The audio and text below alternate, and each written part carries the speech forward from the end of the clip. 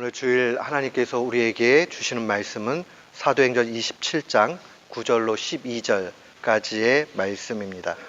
사도행전 27장 9절로 12절 말씀.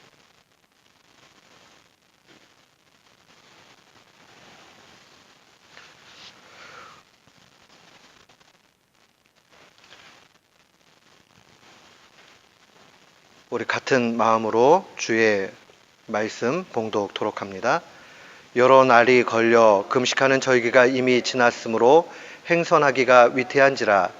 바울이 저희를 권하여 말하되 여러분이여 내가 보니 이번 행선이 화물과 배만 아니라 우리 생명에도 타격과 많은 손해가 있으리라 하되 백부장이 선장과 선주의 말을 바울의 말보다 더 믿더라. 그 항구가 과동하기에 불편하므로 거기서 떠나 아무쪼록 베닉스에 가서 과동하자 하는 자가 더 많으니 베닉스는 그네네데 항구라. 한편은 동북을 한편은 동남을 향하였더라. 아멘. 저는 오늘 본문 말씀을 통해서 신앙의 길에서 상식을 만날 때라는 제목으로 주의 말씀을 선포하도록 하겠습니다. 우리가 그리스도인 되었다 하는 이 그리스도인, 이 말을 다른 말로 이야기하면 성도라고 그렇게 이야기합니다. 한자로 성도로 번역을 했는데 거룩할 성자에 무리 도자지요. 그러니까 거룩한 무리가 되었다. 이 거룩한 무리가 됐다는 것은 우리가 본질적으로 흠과 티가 하나도 없다, 그 뜻이 아니라 이제 마음을 새롭게 해서 세상의 원리가 아니라 세상 사람들이 사는 방식이 아니라 세상과는 다르게 산다 하는 그런 의미를 가지고 있습니다. 더 적극적으로 이야기하면 이제는 세상의 종이 아니라 세상을 맞서면서 사는 그런 신자의 모습을 이야기합니다. 그렇기 때문에 우리가 신자로 산다는 것은요, 마치 이와 유사해요.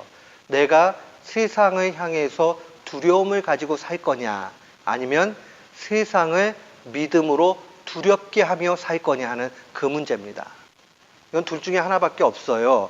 내가 믿음을 가지고 있으면 세상을 향해서 정말 아무런 두려움을 갖지 않을 수 있습니다. 그런데 무섭게 되면, 그 믿음이 없게 되면 두려움 가운데서 세상 사는 것이 무겁기만 할 수밖에 없습니다. 그래서 이제 새로운 약속의 땅을 들어가는 여호수아서의 그 말씀을 보면 강하고 담대하라고 그렇게 이야기하잖아요. 강하고 담대하라는 이 메시지는 다른 데 있지 않습니다. 그 이방 땅에 있는 이방의 신들, 다른 말로 얘기하면 이방이 운영되어 가지고 있는 그런 원리에 대해서 이제 하나님의 법도를 가지고 이기면서 나아가라는 그런 의미입니다. 오늘날에도 똑같죠. 세상은 여러 풍조가 있습니다. 돈에 대한 그러한 맹신이 있고요. 또 명예가 올라가면 사람들이 알아줍니다. 근데 이런 것들에 대해서 마음이 흔들리지 않고 그리스도인으로 먼저 돈이나 명예나 이것이 앞서는 것이 아니라 하나님께서 원하시는 바, 하나님을 가장 앞세우면서 살아가는 것, 그게 바로 신앙의 길이라는 겁니다. 근데 재밌는 거는요, 여기에는 반드시요 뒤에 배경이 있습니다. 영적 배경이 있습니다. 우리가 믿음으로 살아간다 할 때에는 우리의 영적인 배경에 성령님이 계신 거예요. 그런데 만약에 우리가 돈을 숭상한다 라고 얘기하면 그 돈 뒤에 있는 맘몬이라는 그러한 사탄의 모습이 분명히 있습니다. 명예를 사랑한다, 그래서 어떻게 하든지 높이 올라가야 된다, 다른 사람을 짓밟으면서까지도 올라가야 된다 하는 마음이 있다면 그 사람 중심 가운데는 하나님이 아니라 사탄의 움직임 가운데 있는 것이죠. 그렇기 때문에 우리가 단순히 이 싸움을 그냥 대강 싸워도 되느냐 하는 문제가 아니죠. 너무나 중대차한 문제예요. 우리가 사탄에게 속할 것이냐 하나님께 속할 것이냐 하는 그 갈림길이 바로 이 싸움 가운데 있습니다. 사도는 에베소서 6장 12절에 이렇게 증거합니다. 우리의 씨름, 여기서 씨름은 실제 운동 경기를 할 때 그 싸움을 얘기하는 거예요. 레슬링이죠. 우리의 씨름은 혈과 육을 상대하는 것이 아니요. 혈과 육이라는 것은 눈에 보이는 것 얘기하는 거예요. 단순히 명예, 그 다음에 돈, 뭐 이게 눈에 보이는 이 혈과 육을 상대하는 것이 아니요.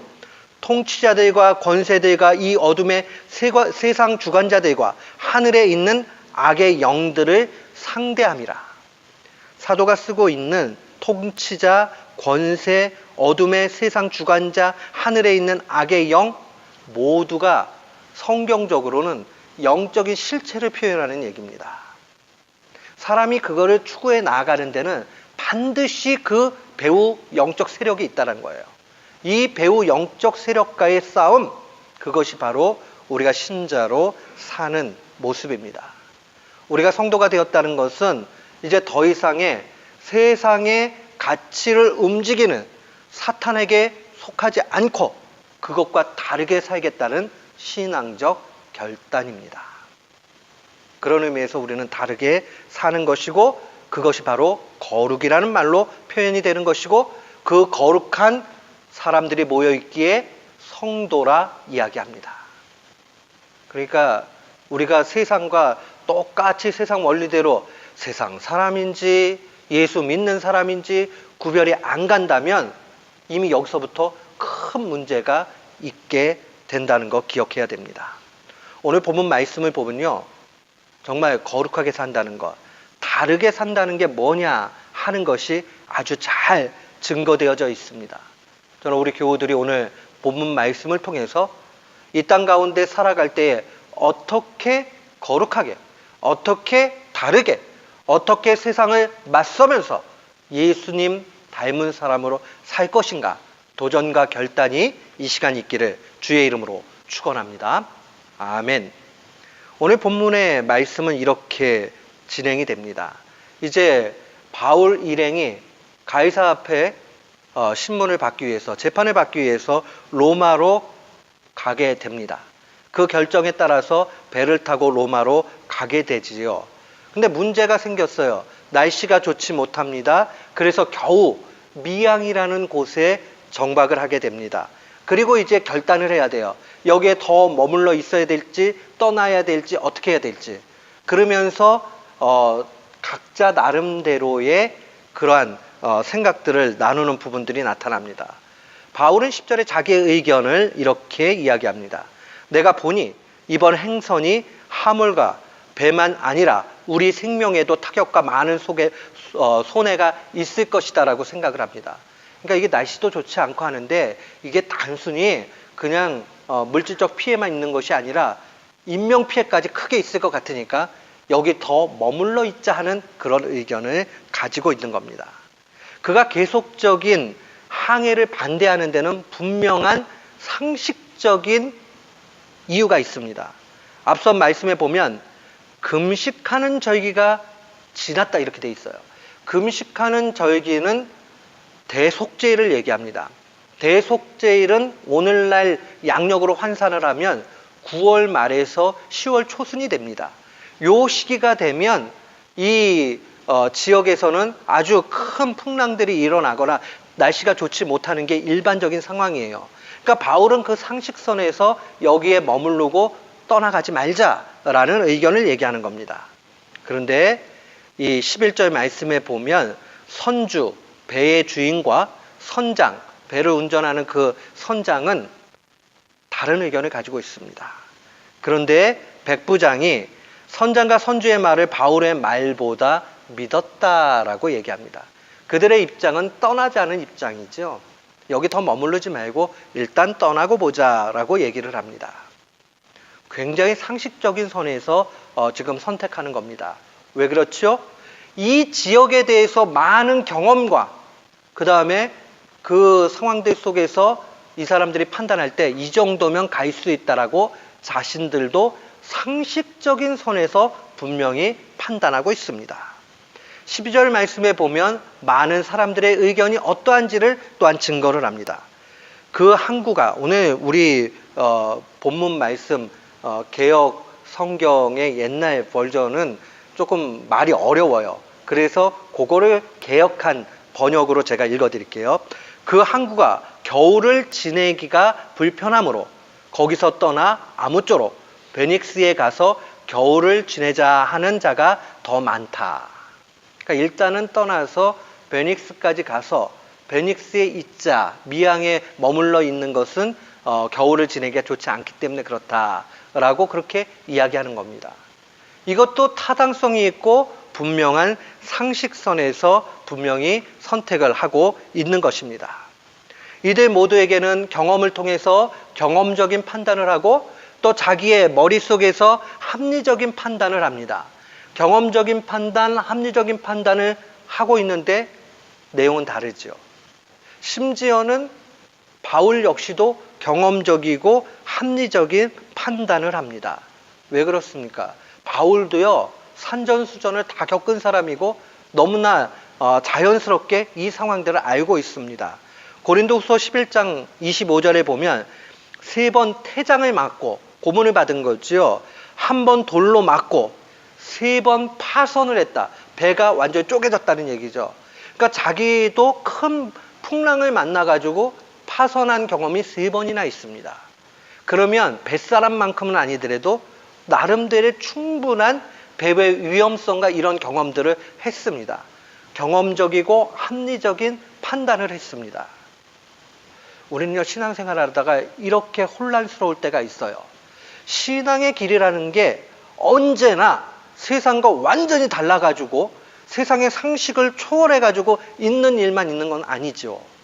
우리가 상식선에서 결정해야 될 때도 있습니다. 그런데 오늘 본문의 말씀을 깊이 묵상해 보면 선주나 백부장이나 선장이나 많은 사람들은 상식의 길을 걷고 있고 바울은 신앙의 길을 걷고 있다는 사실을 발견합니다. 바울이니까 그렇게 신앙의 길을 걸었나? 그렇게 생각하시면 안 됩니다. 말씀을 더 깊이 묵상하고 전후 문맥들을 살피면 그 의미가 확연히 드러납니다. 바울이 10절과 같이 자기의 의견을 얘기한 것에 대해서 많은 학자들의 의견이 분분합니다. 대표적으로 어떤 사람들은 바울이 그냥 일반적인 의견을 얘기한 것이다 라고 얘기합니다. 산전수전을 다 겪은 그러한 경험 속에서 얻어진 바울이 그냥 가볍게 그렇게 이야기했다는 거예요. 야, 이거 그냥 여기에 머물러 있는 게 좋겠다.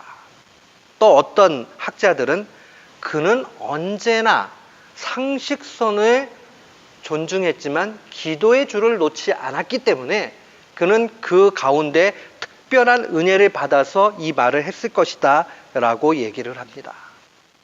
근데 중요한 사실을 놓치지 말아야 됩니다. 바울은 언제고 상식의 선의 판단을 무시한 적 없습니다. 그는 기도하는 가운데 상식의 판단을 존중합니다. 이 이야기는 무엇을 얘기합니까? 우리가 이 땅 살아가면서요, 신앙의 길을 걸어갈 때 아주 독특한 그러한 결단이 요구될 때가 있어요. 그러나 그러한 빈도수보다는 더 많은 경우가 일반적인 상식선에서 결정해가지고 가야 될 때가 더 많이 있습니다. 근데 상식이 신앙의 길이 되기 위해서 분명히 필요한 것은 성령에 민감해서 하나님 앞에 기도해야 한다는 겁니다. 그 기도가 빠져버리고 내 경험과 내 상식을 가지고 이야기하면 망쳐버리고 맙니다. 목회를 하면서 가장 많이 느끼는 것 중에 하나가 뭐냐면 교회도 공동체이기 때문에 어떤 결정을 해 나가야 될 때가 있어요. 그런데 언제 가장 큰 문제가 있느냐? 이거 그냥 쉬운 문제 같이 생각이 들고 해서 얼른 결정을 하려고 그냥 합니다. 상식선에서 하려고 합니다. 그러면 상식의 길에서 판단했기 때문에 실패하게 될 때가 많아요. 그러나 어려운 일이든 쉬운 일이든 상식의 일이든 상식을 초월한 그러한 일이든지 간에 하나님 앞에 기도의 줄을 놓지 않고 그렇게 매달려서 성령에 민감한 상황에서 선택을 하게 될 때 거기에는 능력이 있게 됩니다.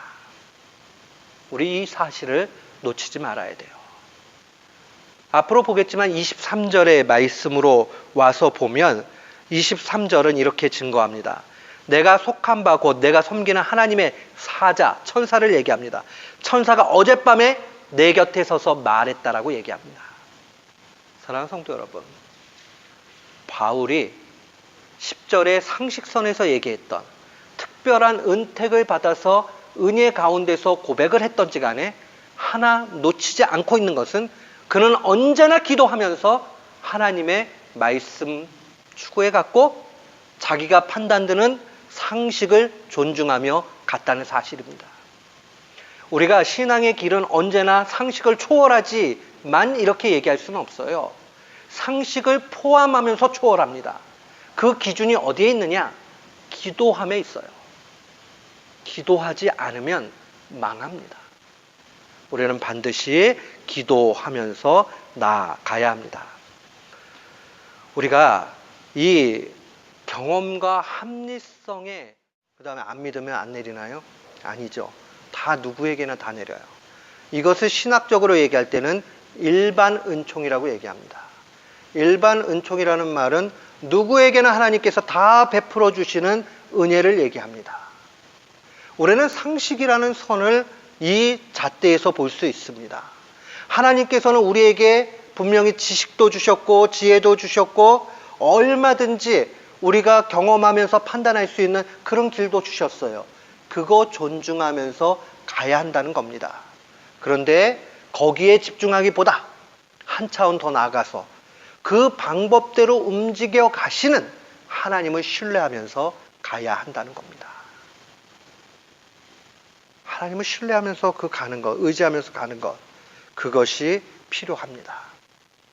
저는 우리 교우들이 식사 기도에 대한 이해가 좀 새롭게 되기를 원합니다. 제가 묵상하고 하나님 앞에 나아가면서 식사 기도에 대한 의미를 몇 해 전에 바꿨습니다. 당연히 식사 기도를 할 때 하나님이 일용할 양식을 주셔서 감사합니다라는 기도가 왜 없습니까? 거기에 분명히 있습니다. 거기다가 하나만 더 덧붙이십시오. 뭘 덧붙여야 되냐? 요즘에 미국 땅에서 살아가면서 한국 땅에서 살아가면서 못 먹는 사람들도 있지만 웬만하면 먹고 사는 것은 거의 해결이 됩니다. 그래서 밥을 먹는 것이 식은 죽 먹기인 시절, 그런 시절이 됐잖아요.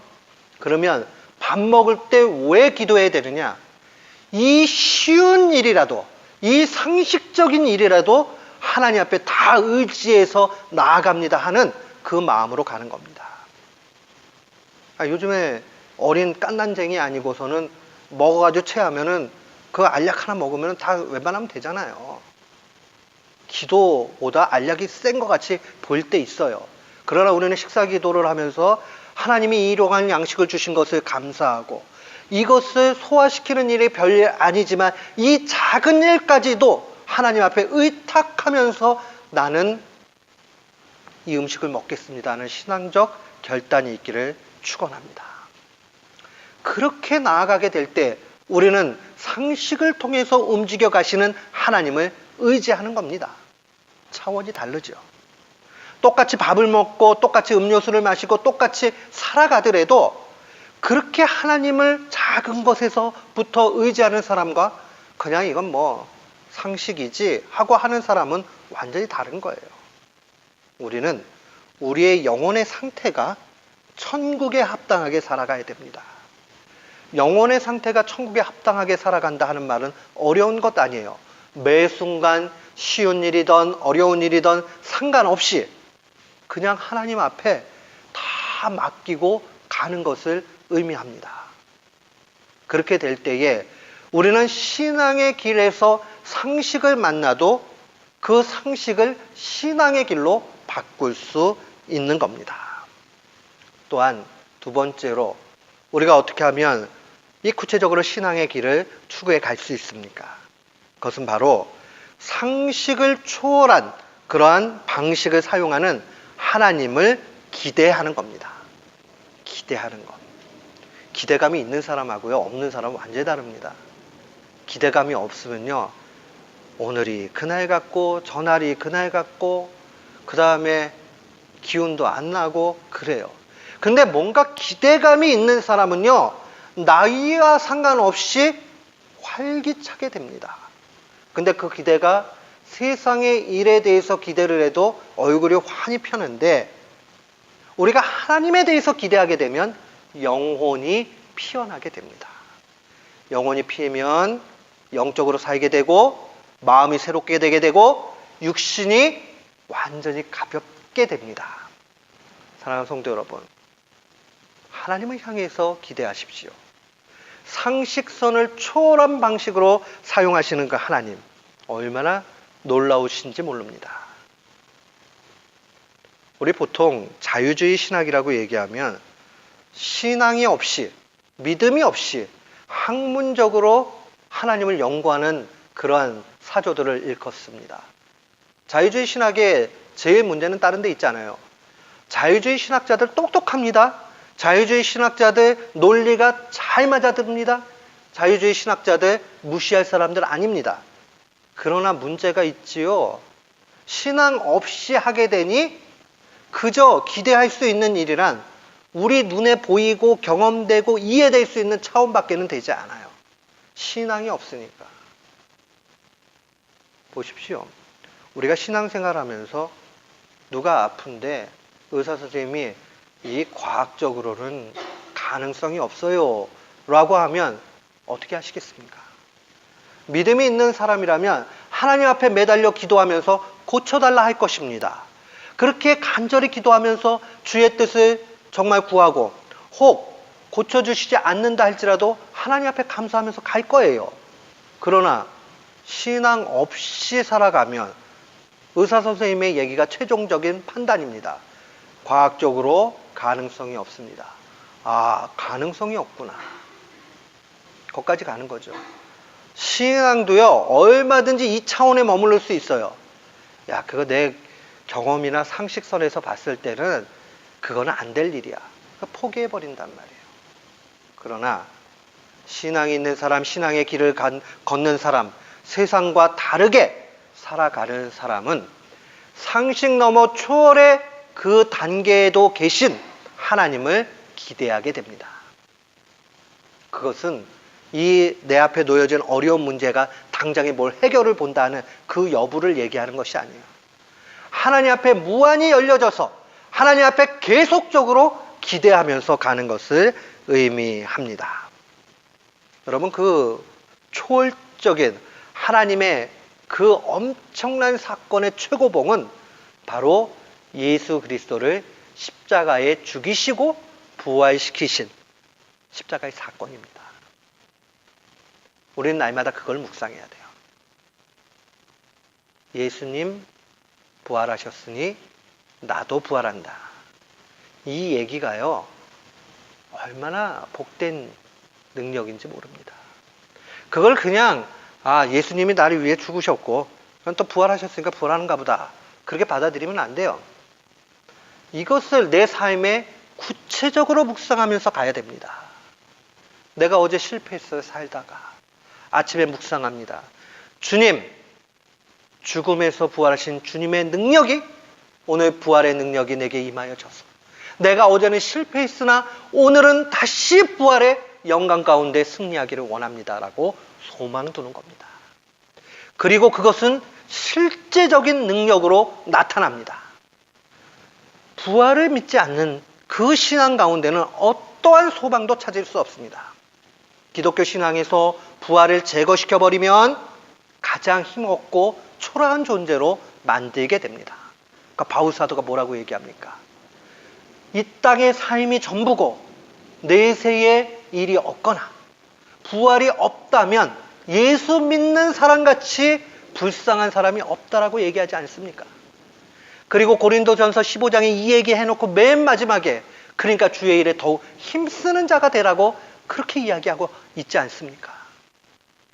왜요? 우리는 날마다 부활을 체험하고 경험하고 예수 그리스도와 더불어서 부활로 나아가야 됩니다. 우리가 오늘 그 기대 가운데 나아가게 될 때에 정말 엄청난 고난을 만나도 이기게 되는 겁니다. 바울은 오늘 그걸 보고 있는 거예요. 상식선에서 단순히 판단하는 것이 아니라 기도하는 가운데서 이 상식을 초월해 있는 하나님을 상대하고 그 하나님의 능력 가운데서 하나님이 어떻게 이루실지를 기대하고 있는 것입니다. 완전히 차원이 다르죠. 우리는 이 차원까지 가야 됩니다. 우리의 시각이 여기를 볼 수 있어야 돼요. 자유주의 신학을 사상적으로 이 기반을 만든 사람을 임마누엘 칸트라는 철학자로 지목을 많이 합니다. 이 사람이 쓴 책이 바로 이거예요. 이성의 한계 내에서의 종교. 거기서 얘기하는 종교는 기독교 신앙을 얘기합니다. 그는 얘기해요. 우리가 경험할 수 있는 그 시간과 공간 안에 있는 걸로만 우리가 알 수 있을 뿐, 그 넘어 있는 것은 알 길이 없다. 양심적인 표현이에요. 알 길이 없다라고 얘기할 수 있지요. 그러나 알 길이 없다고 그게 없는 것은 아니죠. 자기가 모를 뿐이지. 그러나 우리는 그 넘어 있는 하나님을 기대하고 하나님을 확실하게 압니다. 확실하게 안다는 사실은 디테일하게 모든 걸 안다라는 뜻이 아니라 그 하나님이 계시다는 그 사실, 그분이 오늘도 역사하신다는 사실, 내 삶 가운데 간섭하고 계신다는 그 진리, 그거를 알기 때문에 하나님 앞에 기대할 수 있는 거예요. 근거가 뭐지요? 예수님을 부활시켰다는 그 내용 하나가 가장 큰 보증이 됩니다. 어떻게 말도 안 되는 일이잖아요. 상식에서 하나님이 어떻게 인간의 모습으로 옵니까? 말도 안 되는 얘기예요. 그리고 그 메시아를 어떻게 비천하게 그 십자가에 창피하게 죽입니까? 하나님이 십자가에 죽는다는 것은 모멸감과 수치심과 그 말할 수 없는 그런 거 아니에요. 어떻게 하나님이 거기에 달리시냐고요. 그러면 그렇게 달리게 하는 그 성부 하나님은 얼마나 무능한 분이 되겠습니까? 그러나 주님은 그것을 개의치 않습니다. 왜요? 하나님은 상식을 초월해서 역사하는 그 손길의 능력이 있기 때문에 그래요. 그 최고봉으로 나타나는 것이 부활입니다. 죽음에서 끝나버리지 않고 부활로 가잖아요. 우리의 인생 이야기도 동일하다는 것을 기억해야 됩니다. 예수님은 쉽게 귀신을 막 내어 쫓으셨어요. 제자들도 좀 능력을 받은 것 같아가지고 저희들도 막 해본 거예요. 근데 안 나가요. 그러니까 마가복음 9장 28절 29절에 제자들이 조용히 묻자오되 우리는 어찌하여 능히 그 귀신을 쫓아내지 못했습니까? 라고 얘기하니까 주님이 말씀하시죠. 기도 외에 이런 종류를 내어 쫓을 길이 없다라고 말씀하십니다. 그 얘기는 뭐죠? 상식을 넘어 있는 하나님을 기대할 때 그 기도 가운데 능력이 나타난다는 것을 보여주는 겁니다. 사랑하는 성도 여러분, 이 땅 가운데 살아가면서 많은 상식을 쌓으시고 또한 합리성과 경험과 지혜와 지식 모든 것을 잘 습득하십시오. 그게 아주 유익합니다. 그런데 그 차원에서만 머무르면 안 됩니다. 그 가운데서 하나님 앞에 기도의 끈을 놓지 말아야 됩니다. 간절히 기도하고 그 모든 것을 사용할 수 있도록 하나님이 이끌어달라고 해야 됩니다. 그리고 무엇보다 부활하신 예수 그리스도를 묵상하고 그 부활하신 예수 그리스도께 자신의 인생을 맡기고 그 가운데서 기대하면서 결정하십시오. 그러면 우리가 신앙의 길에 상식을 만나도 상식에 넘어지는 것이 아니요 상식을 신앙의 길로 바꾸어 가면서 여전히 정말 하나님께서 뜻하시는 그 길을 걷게 되는 겁니다. 오늘 우리 결단합시다. 제가 긴 시간 주의 말씀 증거했지만 내용은 단 한 가지입니다. 기도하고 결정하십시오. 그리고 기도하고 정말 예수 그리스도의 그 부활하심의 능력을 묵상하면서 초월하신 하나님 앞에 기대를 하면서 그렇게 사는 우리 모두가 되기를 주님의 이름으로 축원합니다. 아멘.